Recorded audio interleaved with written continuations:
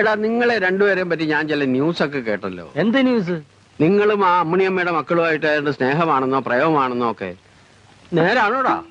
നായരേട്ടാ വെറുതെ അതും ഇതൊന്നും പറയണ്ടോ. ആളുകൾ കേട്ടാ നേരാന്ന് വിചാരിക്കുന്നില്ലടാ. കൊച്ചു കള്ളന്മാരെ.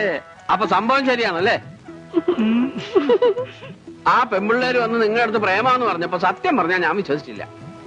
ആര്? ചന്ദ്രികയും കനകം പ്രേമോ? ആ പിന്നീട് അമ്മിണിയമ്മയല്ലേ എല്ലാം പറഞ്ഞത്.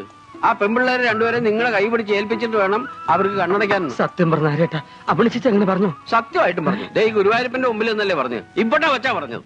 എങ്കിൽ പുട്ടുപാത്രം പോരാ, 2 പഴവും കുടിക്ക് പോരട്ടെ. എന്നാ നേന്ത്രപ്പഴം തന്നെ ആയിക്കോട്ടെ. എന്താന്നറിയില്ല, ഈ ഇടയായിട്ട് എന്റെ മുഖത്ത് ഭയങ്കര ക്ഷീണം. നീ ശ്രദ്ധിച്ചിട്ടുണ്ട? നീ ശ്രദ്ധിച്ചിട്ടില്ല. ഖന്നാസേ, കാലത്തെ ചൂടായത് മോശമായി പോടാ. ഏയ് ചൂടായത് കൊണ്ടല്ലടാ ഈ ടേസ്റ്റ്. പുട്ട് തണുത്ത